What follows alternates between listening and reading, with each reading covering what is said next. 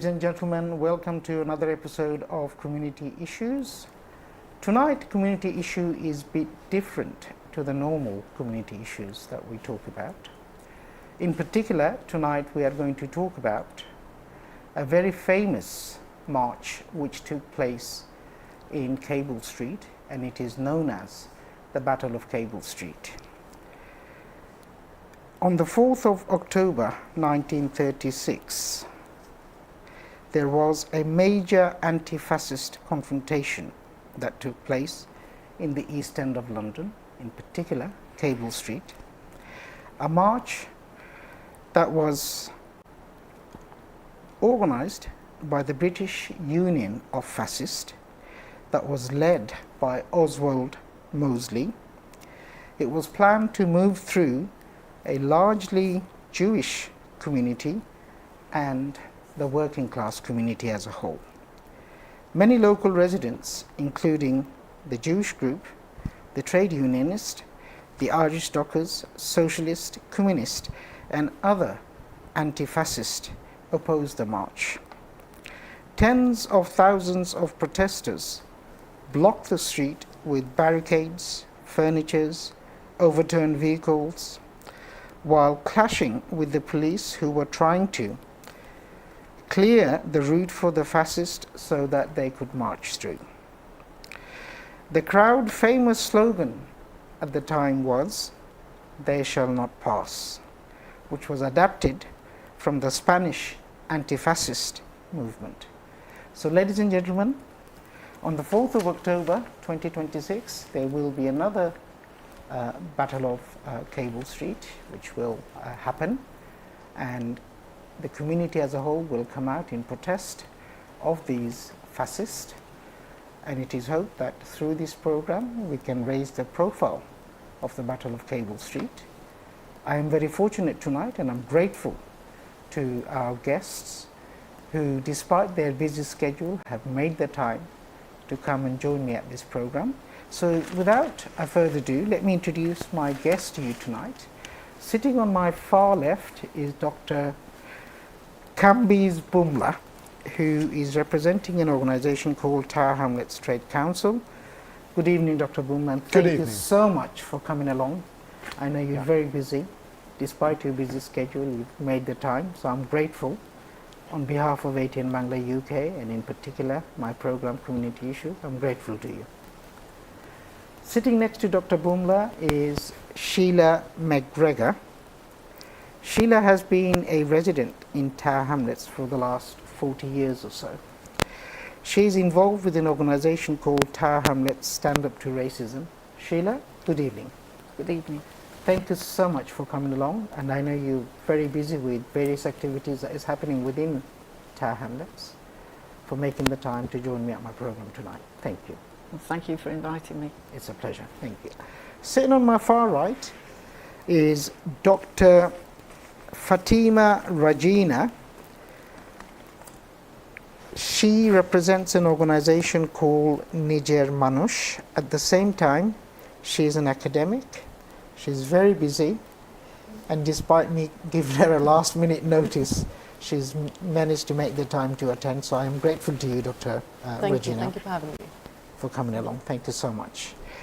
Sitting next to Dr. Regina is someone who's also very famous, who was born and raised in Tower Hamlets and have seen so many changes within Tower Hamlets. He's Raju Vaidyanathan, and he's the secretary of an organization called Altabali Foundation. Raju, thank you so much for coming along. Thank you. And again, with a short notice, I'm really grateful to all of you. Thank you. Right, can I perhaps start off with Dr. Bangla? I mean, I know I've kind of given a little bit of background into the Battle of Cable Street, but can you actually tell us what happened on the 4th of October in 1936, which was almost 90 years ago in Cable Street? So I think it's important to understand a little bit of the background of what was going on in Britain in the 1930s. the 1930s witnessed the biggest economic depression that has ever happened in recent times. Unemployment was very, very high. People's housing was terrible. There wasn't the same level of social security for people who are out of work now. So life was very, very bad for people. And that was happening all across Europe. So there was massive inflation in Germany and in Italy and in all the countries of Europe. And because of that, there was a real danger that people would turn on their rulers at the top of society and demand a better world. And in that circumstance, you had a section of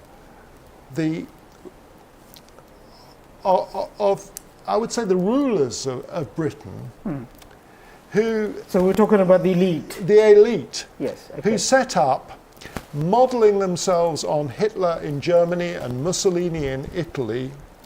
They set up a fascist party in Britain, actually 4 years before 1936. It was in 1932 that they set up the fascist party.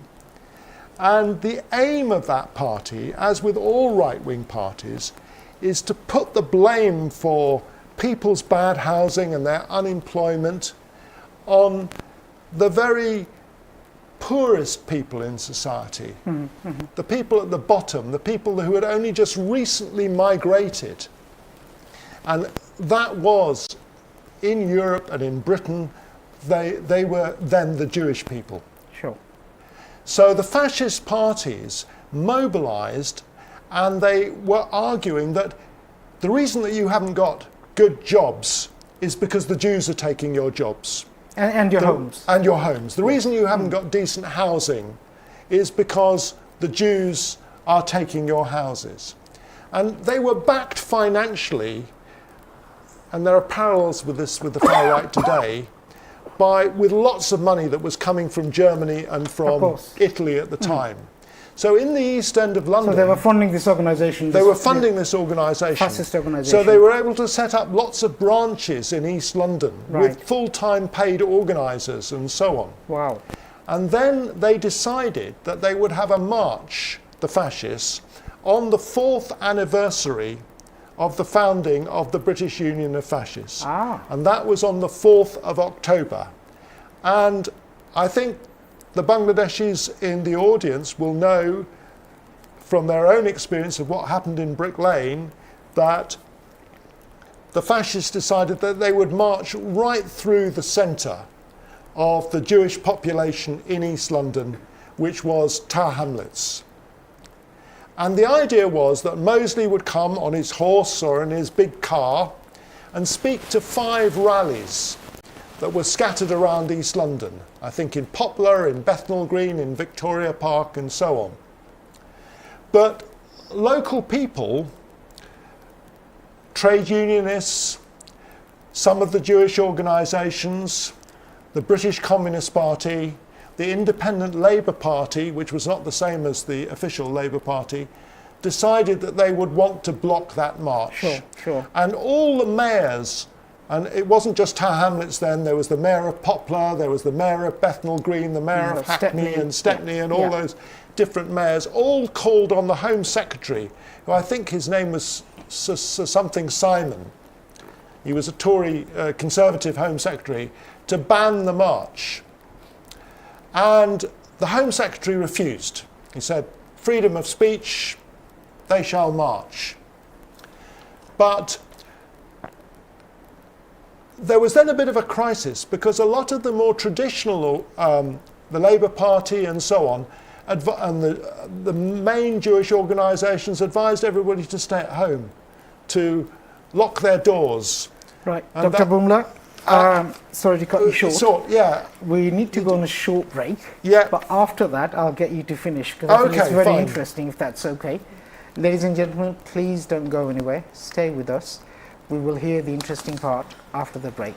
Thank you.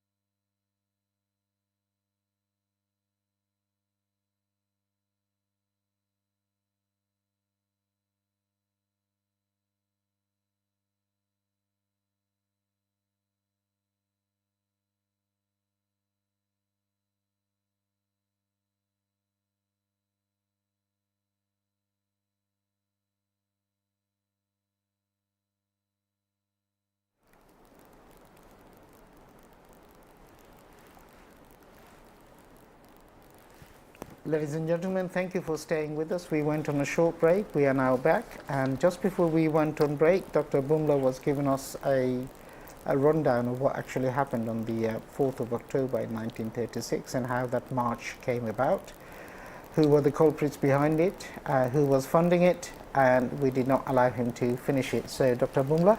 So I'll be quick now on this because the march went ahead. The Home Secretary didn't ban it. The Labour Party and other people were saying stay at home. But one large Jewish organisation and the Communist Party called everyone onto the streets. And at the top of Commercial Road there was a big square that was called Gardener's Corner, and people assembled there. Right. And the police realised that they wouldn't be able to get the fascists through that route. So they redirected the march down Cable Street so that they could get to all the different meeting points where Mosley was going to speak. And I was speaking to some of my patients who knew people who were there. They had little runners, you know, the children were used as runners, and they would run from one place to the other. Mm-hmm. And they reassembled the anti-fascists in Cable Street. Mm-hmm. And the police then tried to force a way through with horses, and people were throwing marbles under the horses' feet, and people were throwing things out of the windows because Cable Street is a very narrow street and it had lots of houses, and the police were not able to force a way with their mounted horses. And there were thousands and thousands of people on the streets to stop the fascists from marching. Some say 50,000, some said 100,000, some said 250,000. It's very difficult from now to be sure, but it was a very, very large mobilisation. Yeah. The fascists couldn't get through, the police couldn't force a path, and then they had to tell the fascists that they had to go back to Hyde Park. And it was a very famous victory, because after that people had the confidence that they knew that they could defeat the fascists wherever they turned up. Sure. And it showed the unity of East London, that, you know, ordinary white British people were uniting with Irish dockers and with the Jewish people, and that unity was forged in East London, and we should never forget that. And that's what the commemoration is about. And this commemoration takes place once in every 5 years. That's and right. We are now into the 90th year. That's right. So as we were talking whilst we were off the air, that because it's the 90th, it's a bigger number, so the celebration is going to be even bigger. So what would your message be to the community for the 4th of October 2026? Well, maybe pass on to someone else to Yes, answer that. I will go to Sheila. But Right, what would your message be for that day? I would say that we're engaged in a big struggle now against the far right and fascists. Everybody knows that, anybody of colour knows that they're under threat. Right. And particularly Muslims know that they're under threat because of the Islamophobia that the far right are pushing forwards. Right. And I think that we have a very proud tradition, particularly in Tower Hamlets and East London, of fighting the fascists. Yes. And I think we can learn the lessons of the past, how the far right and the fascists were stopped then. Yeah. And although it's not the same now, and you know, the current range of politicians don't mirror exactly what Sir Oswald Mosley was, there are important lessons that particularly young people should learn from it. Thank you so much, there. Dr. Bangla. I'll come back to you. I'll now go to Dr. Fatima Regina. We've heard the history from Dr. Bangla. What's your take on this, and what lesson do you think that the community should learn from all of this, and how should we organise ourselves? Sure.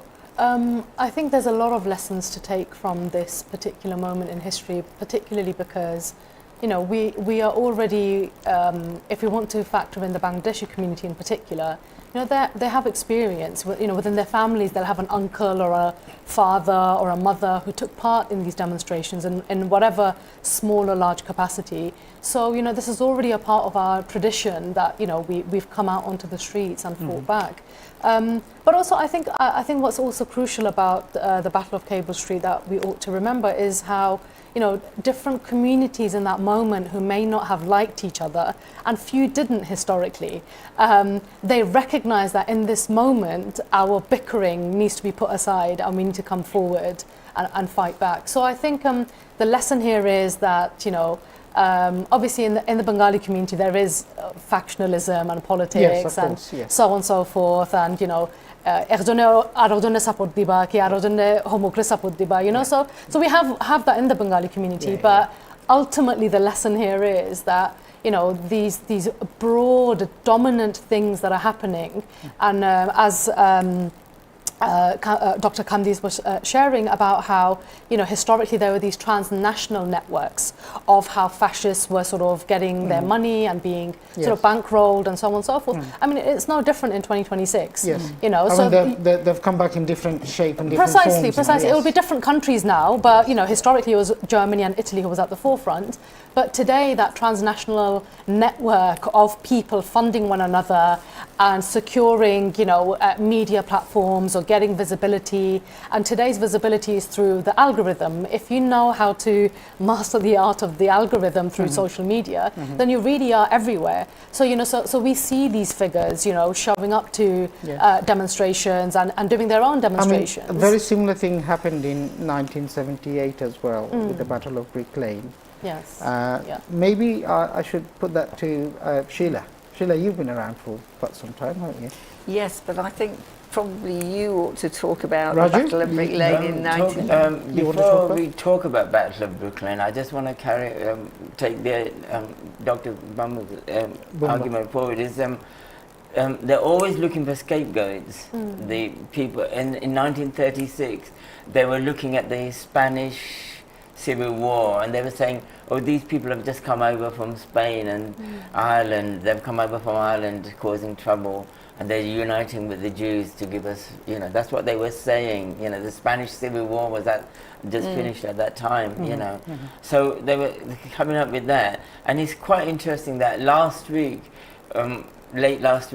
Thursday, we were seeing all these images from Morocco, Quito, with they're saying people have climbed over the walls to come into Europe, and then suddenly all these politicians have turned up there, Reform Party politicians are walking through the streets of, I can't pronounce it, Soweto or Quito, and saying, look, they're all trying to come to England, they're all trying to come to, the Italian Prime Minister was saying they're trying to come to Italy, and trying to restoke,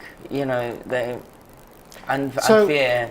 If I get this right, what you're trying to tell us is that whenever something like this happens, it's always the migrant community that gets the blame, that it is because of them that we are having this X, Y, and Z problems in our society. And I think there's a particular take which has been happening over the last few years and has reached kind of crescendo point, and that is the way refugees and migrants have been targeted. And if you think back from Boris Johnson right through all the different Tory prime ministers, Rishi Sunak, right through to Starmer, and now to our latest prime minister, Andy Boris Burnham. Johnson, Nigel Farage, and many others. The focus is on stopping the small boats. Yes. And focusing on the migrants and refugees as if they are the people now who are destroying civilization, who are taking your jobs, taking your homes, and they have to be stopped at all costs. The reality is it's not that, it's because of the politicians' failures that we are having an economic downturn in this country, aren't we? That's right, but the consequences of what they've been doing is... We saw it with Belfast was the latest example of where you got that pogrom in Belfast. It must, for the migrants and refugees and in Belfast, it must have been so frightening. And again, it was local people. The police had the addresses of where the far right were actually going to go, but they didn't do anything about it. It was local people and local organisations who mobilised to protect people. And that is the consequences which has fired up Nigel Farage and fired up Tommy Robinson, and that is why it's so dangerous. That is what is, for me, is so important about October the 4th, that we stand together and say we are not going to be divided in that what they've way. also done very cleverly is that they've recruited people from the Asian community and from the black community to support what they were saying, and these people are saying things that goes directly against their own community, which really doesn't help the situation. I mean, I was asked 4 or 5 months ago during the local elections, can you talk with a few people? These were out in the countryside. Can you talk with a few of these people about why they're standing when they're Asians, you know? And you could, these are all people who've only been in this country less than 10 years. And I was trying to tell them what happened in the past, and they're saying no. When they couldn't get their heads around any of the arguments of why you shouldn't be standing for reform, and while I was thinking, am I in a lost cause here, you know? But can I just add, I think what we also have to understand, because I think optically we're perhaps a little bit, it's very jarring to see, I guess, Asian and black figures who end up joining Reform, Restore, and so on and so forth. I understand that sentiment. However, what we have to then contend with is that this is an ideological battle here. So it actually isn't so much about your sort of racial background, but the fact that you're ideologically aligned to these ideas of maligning sort of, you know, migrants and asylum seekers are used as the low-hanging fruits here, you know, and they. And the fact that, you know, we have a Home Secretary who is willing to pass legislation that considers things like confiscating their gold and goods that they bring. And if we look back in history, you know, this is precisely what was done to the Jews in Europe. So I think what we need to think about here when we're thinking about and having this conversation is that this is an ideological battle. So yes, there are those Asians who stand and want to stand for these different, you know, far-right parties. And this will continue and persist in our lifetime. And I don't think this was something, you know, so I think... The good thing is, each and every time that they try to do something like this, they don't last very long. But the community always defeats them. And I'm sure that at this moment in time, this turbulence that we are going through, the community will come to their senses and they'll stand united and they will defeat them. I mean, look at Nigel Farage Reform Party. It's collapsed, hasn't it? More or less. It's not quite, but it may be peaking. With the leadership gone. But I think he's one of the best examples here. I think he stood for parliamentary elections, was it 6 or 7 times? You know, so the persistence is there. You know, so I think it's easy, I think, sometimes when these conversations happen to be sort of dismissive of the far right, but actually what we need to pay attention to is how persistent they are and remain. So yes, you know, Nigel Farage, we can poke at him and make fun of him, but you know, he really has changed the landscape of politics in Britain. Yes, he has. Every time he's moved the goalpost, that goalpost was then, you know, sort of, you know, the Tories were rushing towards it, Labour was running towards it. So he has pretty much dictated the discourse that has shifted in the way in Britain, the conversations we're having, and then at dinner table people are then having that conversation. That is because of the influence of Farage's particular politics. But there is another way in which the anti-racists have also shifted the discourse, and I think that relates to the question of Islamophobia.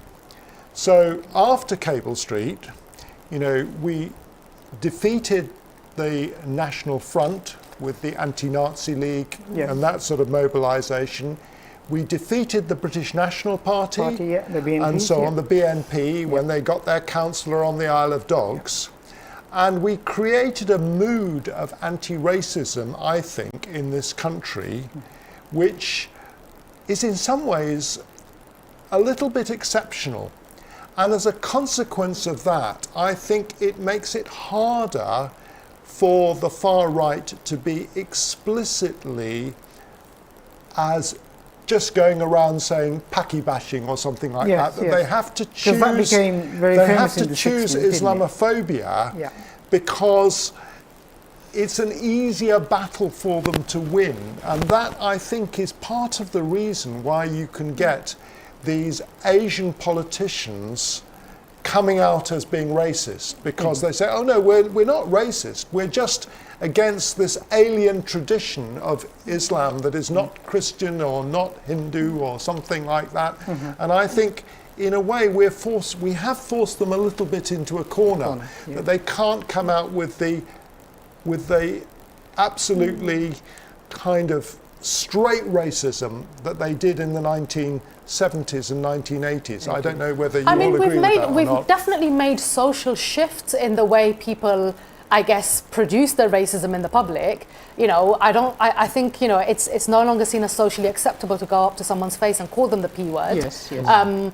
And I guess if we want to add that as a win, then so be it. However, you know, that's now transformed into something else. Yeah. In the way we see speeches given about Muslims, you know, we don't need the P word. You know, there's other things, there are other layers now. I mean, they've in become those much speeches, more smarter now, and they're trying it on a different way. It's smarter, but also it's just being done because it's catering to the, you know, what needs to be produced right now through social media. So it's about a quick production, 45-second reels for TikTok, for Instagram. So it has to have a different kind of framework. It can't use that old framework. Sure. So yes, the anti-racists defeated that. Sheila, do you agree but with yeah, that? it's do you different agree now. With what Dr. Regina is saying? I think, in part, I think they have been very adept at seizing on particular issues, which, if you take the whole question about women and girls and the violence against women and girls,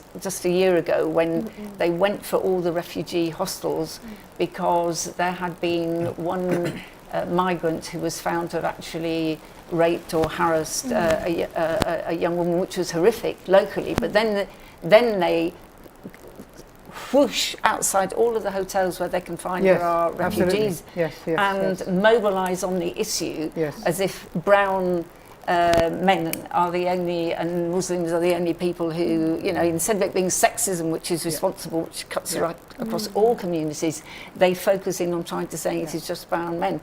And we had a huge task then of mobilising in defence of those hostels and trying to push back that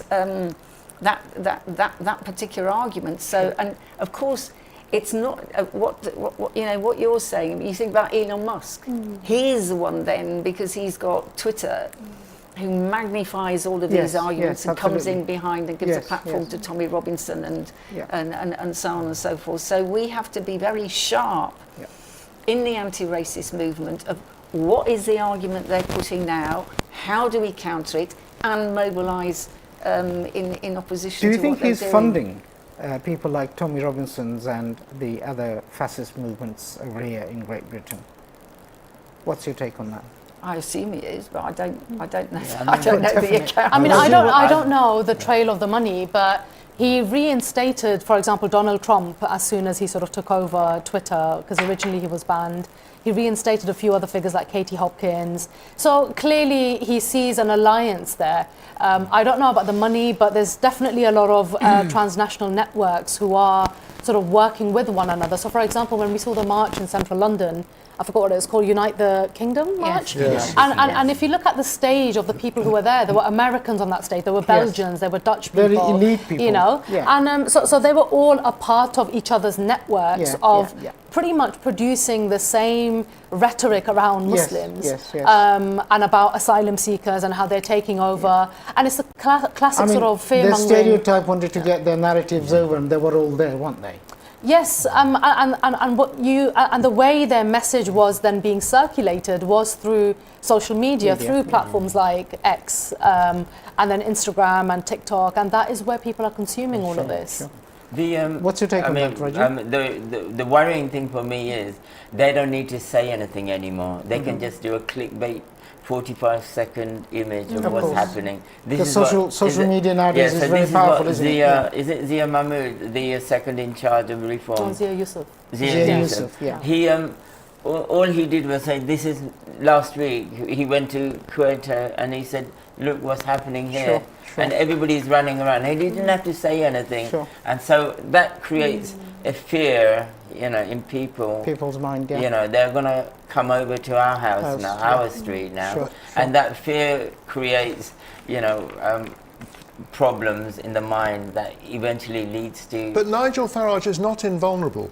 I mean, if you look at his image that he likes, that he's your regular bloke, you know, he's the person that you could enjoy a drink in the pub with. Yep. And yet, now it comes out that he's receiving all these millions from overseas backers. You know, I don't know, as you asked, who funds Tommy Robinson, but it's pretty clear now that foreign backers are putting these 5 million, 6 million, 7 million through cryptocurrency routes into, quite illegally, allegedly, into Farage's pockets. And I think people are beginning to... They don't get done for money laundering either, do they? Exactly, but I think this he may well is being come. investigated. That's why he then called the by-election to try and evade it in some capacity. And I think that that is starting to crack his image of presenting himself as a man of the people, and people are beginning to understand in larger numbers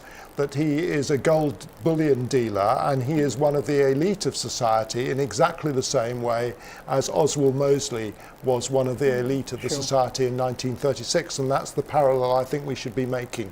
Yeah.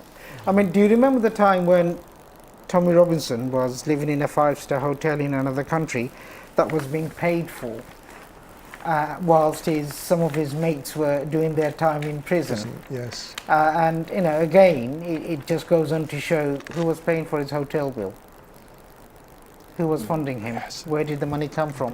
These are the questions that was being asked, and we never got the answers. But the network is such that we'll never get to the bottom of who's funding all these things, because when people like Elon Musk is involved, and the dark web, you know, financial is involved as well, it can, you know, it's just blowing out of proportion. Sure. The funding, Sure. But he is, I mean, he met relatively recently when he was in the United States, he met... sorry, Sheila, we need to just go on another short break. Okay, but this is an interesting conversation and we will continue. Ladies and gentlemen, please don't go anywhere. We'll be back straight after the break. Thank you. Okay. I just want to say how... We're getting a little...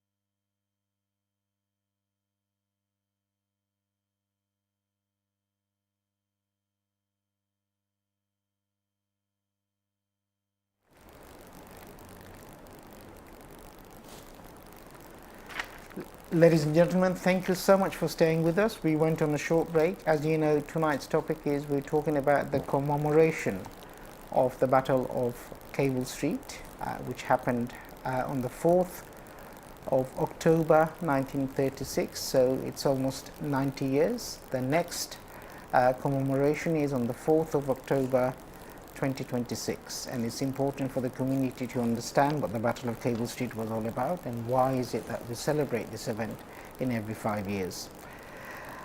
Just before we went on break, we were talking to all our guests, and we talked about who is funding these far-right groups, where the money is coming from.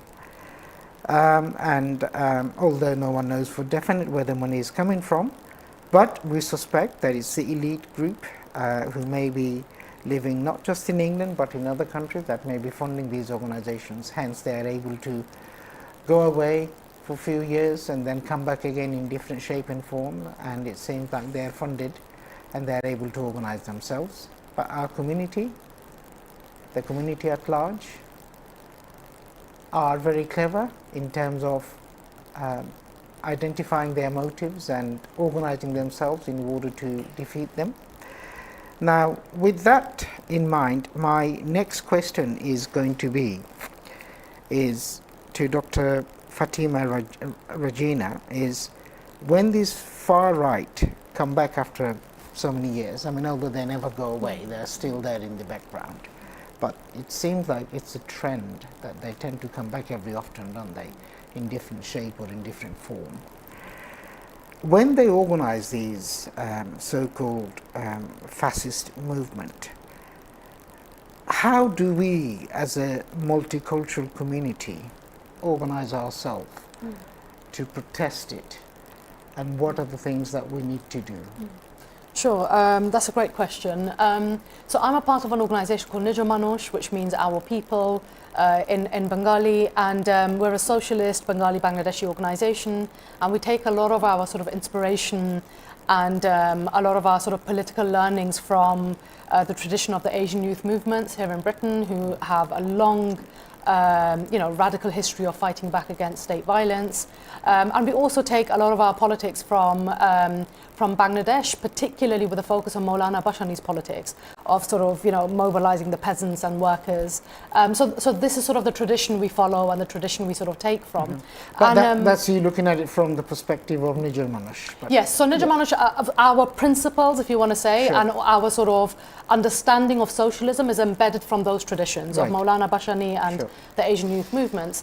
And so it's through those traditions that we learn how to do the mobilizing. So for example, when we had the demonstration... And that's within the Bangladeshi community, of course, isn't it? Bangladeshi community, but we also use it broadly with all the other groups we organize with, who aren't all Bangladeshi groups. Okay, I'm just going to stop you there and perhaps go to Sheila and Dr. Bangla.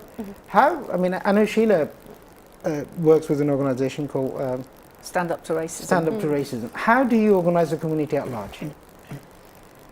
Well, we start from the principle. I mean, it's a national organisation with local groups, and the national organisation is based on the principle of uniting as many organisations as possible, getting support from unions, Muslim organisations, also Jewish organisations. Yeah, Jewish organisations, every kind of possible collective organisation, bringing them together to get unity on the basis of fighting racism.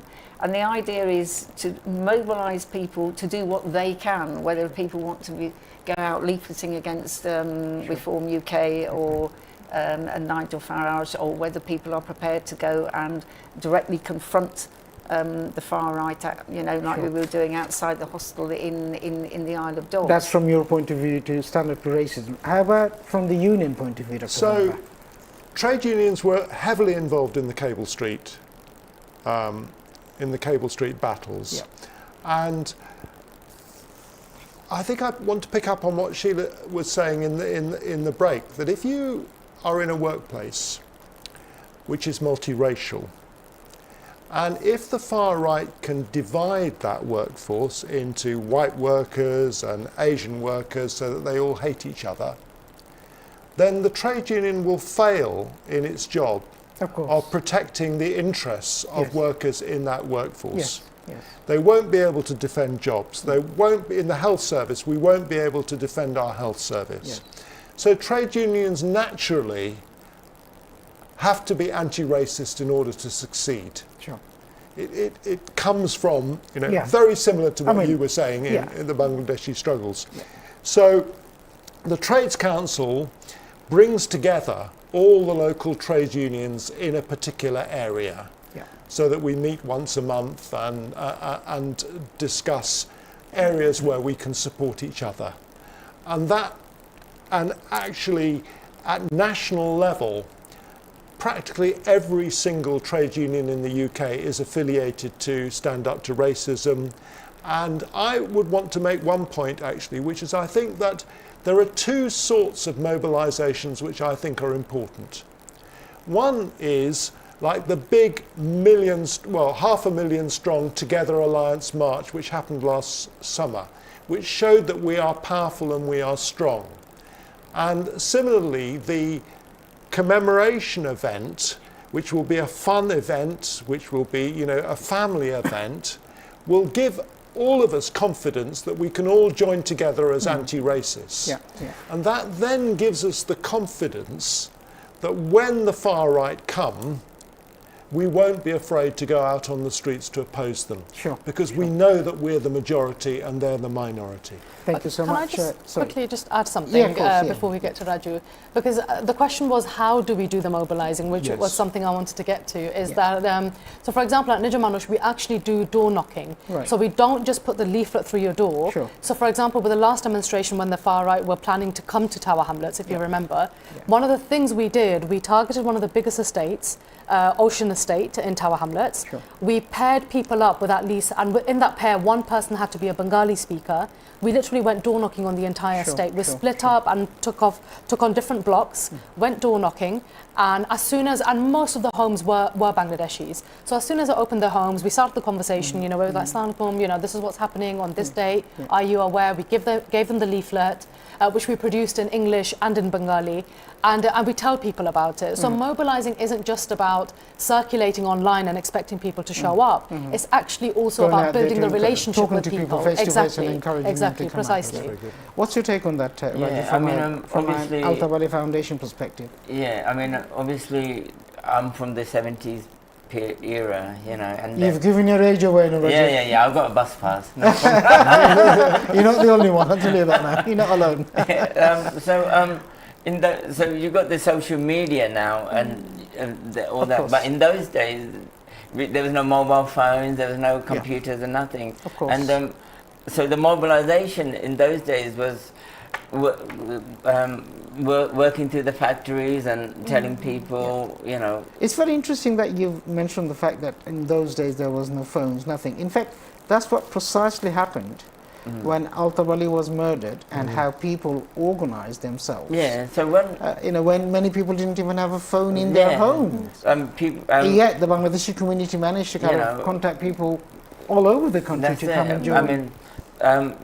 Jamal Hassan, who named the park Alta Bali Park, he was at that time. Again, I'm talking about the 70s. There was only 2 Bengali people in Tower Hamlets who had been to university, and Jamal was one of them. He cycled from Bangladesh to London. So when we naturally took to him as a spokesperson, because he'd been to university, Of course, and then he told everybody we'll meet at the park, tomorrow morning to counter what's happened, to find out from the police what happened, So, but no one knew the name of the park, no one knew. It was St. Mary's Churchyard, wasn't it, or something? It was like St. Mary's Churchyard. Graveyard or The whatever church it had was been called. bombed in the Second World War. Yeah. But he said when we said, everybody said which park, he said Alta Bali Park. Right, And so that's how the name came about. So right. there's only about 4 or 5 areas where there was phones.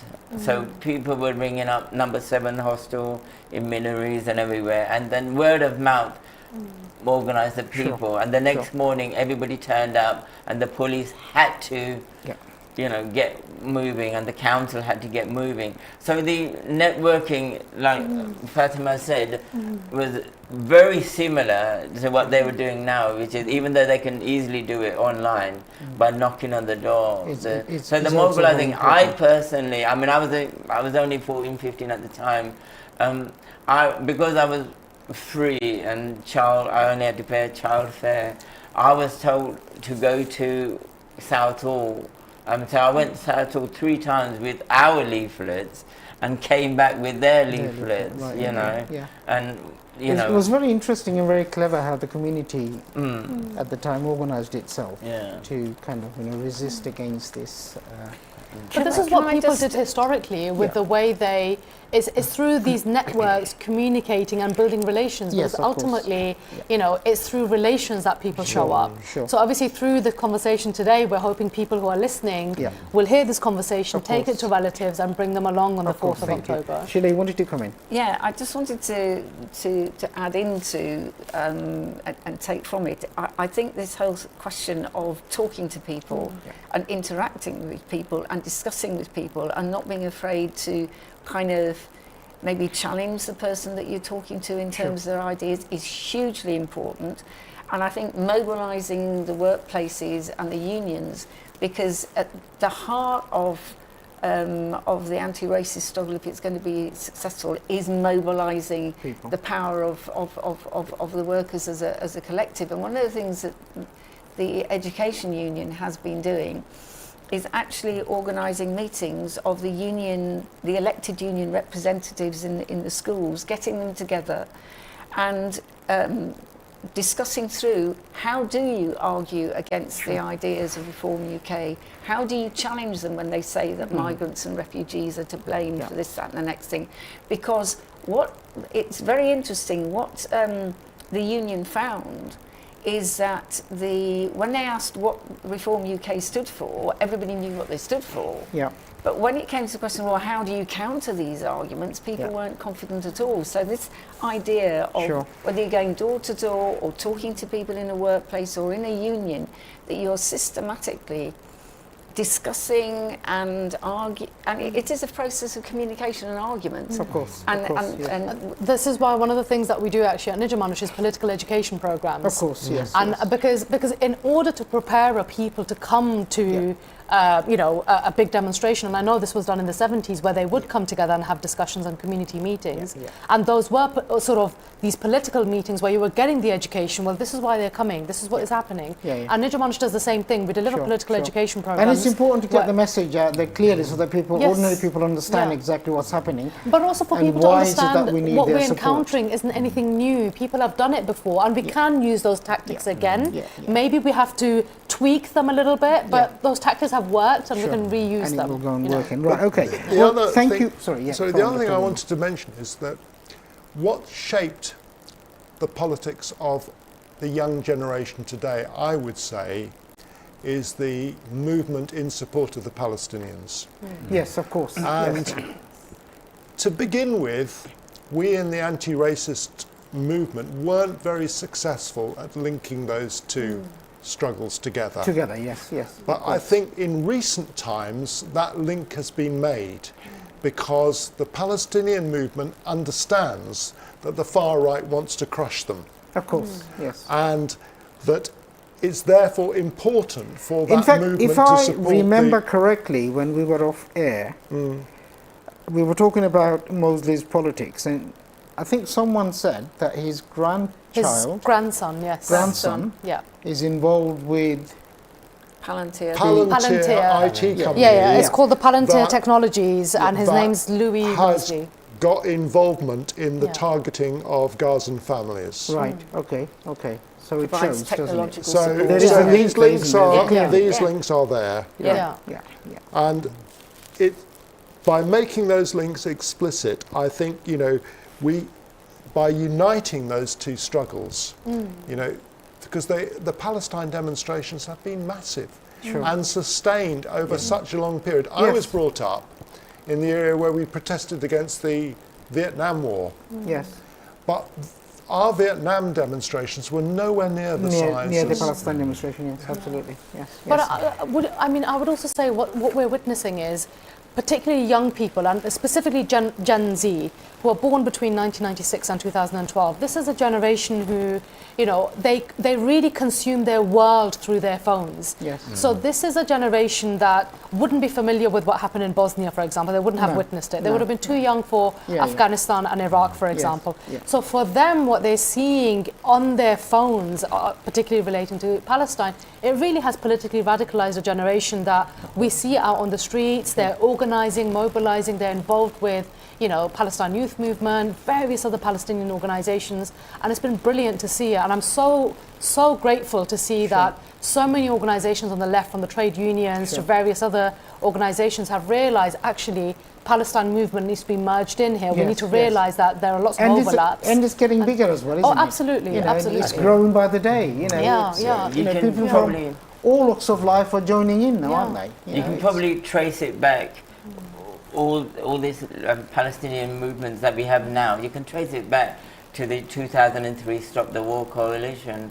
Because until then, no one had, there wasn't no demonstrations that anybody was worried about, because everybody thought, oh, the Berlin Wall has come down, you know, Soviet Union has collapsed. So that's it. We are now into a nice period of calmness. But then suddenly the Stop the War, had to happen. And so I think the direct link is there between Stop the War and, you know. Can I perhaps... I was just going to say, the other thing is that Tommy Robinson, a year ago, September the 16th, they had loads of Israeli flags. They clearly identified themselves with Israel at the same time as being anti-Semitic. Well, Israel must be funding them. That's probably the reason not necessarily. why Well, we don't know that. But I think there's an ideological connection. Yes. Which is important. There is a high level of suspicion that the fundings may be coming from them. I'm not saying for definite. I mean, I can't confirm nor deny, but I think what we're witnessing is there are ideological overlaps here where they're seeing, well, if they can do this, then we can push our points, our agenda through, you know, and move the goalpost to this end, you know. So I think it's recognizing these ideological overlaps. What was happening out there in Gaza, in order to divert that, these far-right political groups all of a sudden became very active. There were so many things that was happening in our community. So people's attention was somewhat diverted to what was happening over here than what was happening out there in Gaza. Am I right in? No. Okay, maybe you're entitled to your opinion. I think. Well, I think the Palestine movement has not been diverted at all from solidarity with Palestine. It's diversified in all sorts of not ways. solidarity with Palestine, but in terms of the Israeli issues, the Israelis were trying to No, I think the far right in this country has its own agenda of mobilising. Tommy Robinson has been coming back and back and back in different forms, and he sees the opportunity of the rape of the woman. It wasn't in Epping. In that hostel. And that was used as a trigger for the far right to mobilise round hostels up and down the country, and I don't think that was connected to Israel at all. I don't think Israel had anything to do with it. I think it was the far right seizing the opportunity, because sexual violence is such it's a very old topic, isn't it, in terms of the question of rape and so on and so forth. And they linked it back to the question of the gangs in Rotherham, and these are the taxi drivers, they're Pakistan, and therefore it must be brown men who are the danger. I think they seized on that narrative, I don't think it was anything to do with Israel personally. No, I think the question you're asking is about the attention economy. Yes, absolutely. I mean, the attention economy is again linked to the algorithm and what young what people you said earlier and on, what is then pushed out. So I don't think this is necessarily to do with Israel. This is just the way the algorithm of literally our mobile phones work. You will have a different set of things that pop up on your social media to mine, depending on what we're scrolling and looking at, spending our time on. Raju's trying to come in. We've only got 30 seconds before we go on break. But similar to 1978, you know, we were all told by the trade unions and the Labour Party, you join the Labour Party, you join the trade union, you will slowly solve the racial problem. Thank you so much, Raju. Thank you. We'll come back and we'll continue. Ladies and gentlemen, we need to go on another short break. We'll come back and we'll continue. Thank you for staying with us. And then it'll be the last round, Yes, will it? absolutely. Yes. We're covering an awful lot.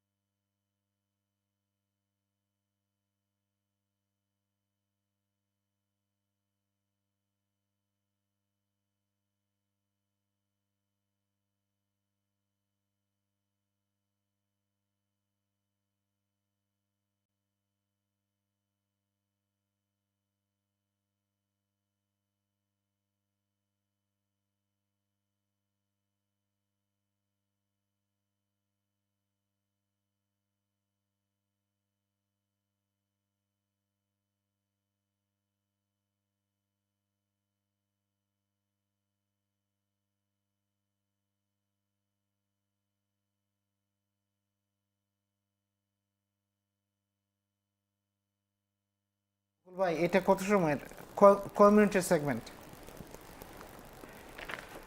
Ladies and gentlemen, thank you very much for staying with us. We went on a short break. We are back. I think this is going to be our last segment. So before I go to my guest, I'd like to once again thank all of them. I think it's been an interesting topic. I've certainly learnt a lot from my guests by speaking to all of you and asking you questions, and thank you all for the contribution that you've made. But before we kind of conclude, and I know this session is not for too long, it's only for a few minutes, I would like you all to kind of, kind of think about, after all that, why we should commemorate Cable Street. I know we've talked about the lessons that we've learned from it and why we should mobilize ourselves and celebrate this event. But going forward, bearing in mind that these fascists tend to kind of come back once in every few years in different shape or in different form and create a chaos, a division within our multicultural community. So maybe I'll start with Dr. Raju. You know, same with 1936, same with 70s and since. You can't pause. If you just stop to pause, then you lose ground, and it'll be hard to get the ground back. Yeah, you always have to face up to them and never give them an inch to move forward with their ideology. And it's always important to always be one step ahead. And you know, I mean, I work with young people, and even today, you know, I was telling them that for the last 30 years, you know, I've been working with young people. I've been telling them that you have to know the history of where you're living in Tower Hamlets, what things was like, and how different it was. Yeah, you have to know how people lived in fear. You know, how we had our windows broken. We never repaired our windows because we knew that it was going to happen again. It will happen again. You know, course, yes. Doors kicked in. You know, in '78, Kids had been put through Muslim letterboxes. You've had all of that done. Everything, you know, it wasn't like Dr. Bangla said. It wasn't just Muslims. It was anybody. It was them and us. You know. Anybody who was not Asian was seen as, they saw us as the enemy. Yeah. As long as you was brown, you know, you was the enemy. And so there's no time to pause, no time to have a rest. You always have to be one step ahead, 2 steps ahead of them, you know. And that's the most important thing that, you know, you have to take forward. When you're commemorating these things, you have to commemorate 78, commemorate... Do you think that people's maybe mentality will change through education and with time? It has to change, you know. Even today, I was telling a young girl, do you know what the name of the park is called? They said, which park? Well, that park? No, I don't know. I said, it's Alta Valley Park. Do you know who Alta Valley is? No. You know? Okay. So you always have to teach. When I was doing the youth work on the Isle of Dogs, I was working in the Isle of Dogs in 93, 92, 93. You know, that's where Derek Beacon was elected. Yes. You know, it was trying to educate the young people. You know. Thank you so much. I'm not trying to cut you short. I think because of the time frame that we've got. Dr. Fatima Regina, what's your take on that? I mean, we should commemorate it because, as Raju said, that first of all, knowledge is power, but it's also about what you do with that knowledge, right? So if, for example, young Bangladeshis who are growing up in Tower Hamlets don't know about a park that is literally a stone throw away from their house, then to me that's troubling, that's concerning, because you know, this is at your doorstep and you don't know. So what will you do then when they come to your doorstep? You know, so I think knowing your history is crucial to understand, you know, why did that happen, how did that happen, when did that happen, you know, and once you get into those elements and find out and you know, look at the layers, that then informs your present, and to be constantly aware of, you know, how to fight back. And I think, you know, as soon as you get comfortable, this is where, you know, you lose ground as you formed it. Educating people at an early age will certainly, you know, deter them from becoming becoming a fascist or having the stereotype of narratives in their mind? I mean, education plays a role. I think that we can't overemphasize that just education is solely the thing that will solve people's mind, right? I get it's that. also about, who they grow up with, the kind of conversations their parents are having at home. Because they could get an education in school, but they're coming back into their homes and mum and dad are saying this at the dinner table, right? So it's not just about formal education, but education in the sense of find your community, helps. people you grow up with, your neighbour who may pick you up from school, maybe Bangladeshi, but you're that's where not. celebrating diversity comes into play, doesn't it? Learning about Celebrating different diversity. cultures and about different people helps you to understand each other better.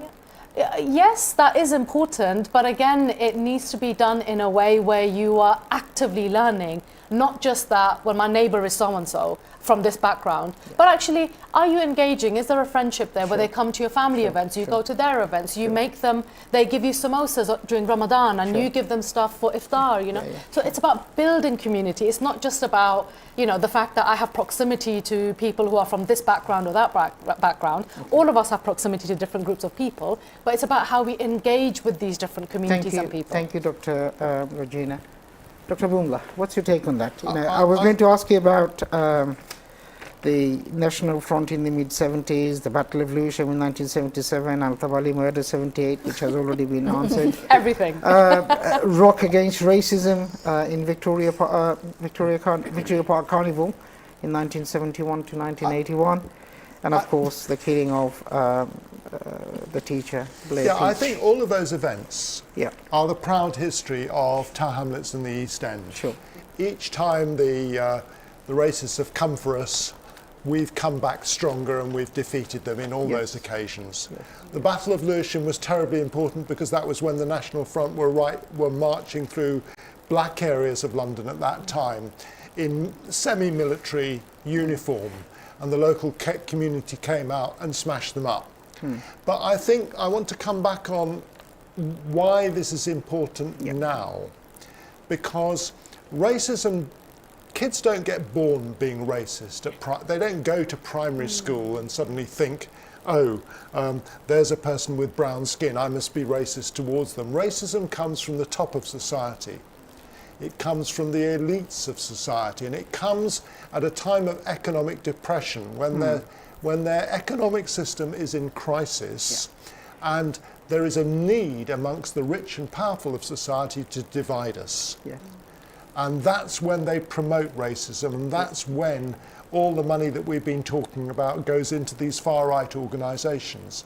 And that's why we need to learn the lessons of Cable Street and commemorate it, because those times are here again now. The wars that are occurring across the world, in Iran and in Palestine, the climate crisis, all these different things are rocking the world's economic system. Of course. And are therefore making people more fearful, making more people fearful that they won't have good homes, that their children will not have the same quality of life that they've got. Yeah, absolutely. And when people are feeling weak like that, that's when they're vulnerable. That's when they're vulnerable to the racists. Sure. And that's when the rich and the elites in society want to promote the division. And that's our role. And our role is to get people along to these commemoration events so that they can learn the history and so that we can be more united to stop the far right and the fascists. Thank you, Dr. Bangla. I think you put it really nicely. Sheila McGregor, what's your take on this? Just to follow on from that is one of the slogans that I think probably all of us are familiar with from demonstrations is "Whose streets? Our streets." And for me, commemorating October the 4th is in Cable Street in 1936, the whole of, the Dockers, the Irish Dockers, there were Vietnamese people, there were Somalians, there were Jewish people, all mobilised and said, these are our streets. The fascists are not going to be able to march through our streets. And because of everything which, everybody's been explaining about the levels of racism and the way in which we're being the combination of the economic crisis and the racism being pummeled at us all of the time, and the increasing levels of anti-Semitism and Islamophobia, and the way in which people are being attacked. I mean, I heard of a doctor in the London hospital, I think he was probably British Somalian, who was telling us about how he was being shouted at inside the hospital. You know, go back to where you come from, and he's a doctor who's taking care of people. I mean, there's levels of racism, obviously, that I don't experience in that way. That reminds me, in the social media, I think a few weeks ago, I read something about a doctor who was a foreign doctor. He was a heart specialist. He saved someone's lives, but he was being abused, racially abused because of his colour. Yes, so in these circumstances, what I'd like to see is that on October the 4th, the whole of Tower Hamlets takes the streets and says, these are our streets and nobody else is going to have them. We stand united. Thank you so much, Sheila McGregor, for coming along. We've really enjoyed having this discussion. Thank you very much. Thank you, Dr. Bangla, for coming along. Really, it's a pleasure having you on board. Thank you, Dr. Regina. Wonderful. You're an academic. And Raju, thank you so much. You know, you've been around here. You were born in Tower Hamlets. You've had your parents' windows smashed in by the fascist, but you've lived to tell us the tale. Thank you all very much for your time. And thank you for chairing the meeting so well. Thank you very much. Ladies and gentlemen, thank you very much for watching us. Please stay safe, and we hope to see you on the 4th of March 2026. October. 4th of October 2026, in Cable Street to commemorate the 90th. We're meeting outside Tower Hamlets Town Hall. Outside the town hall.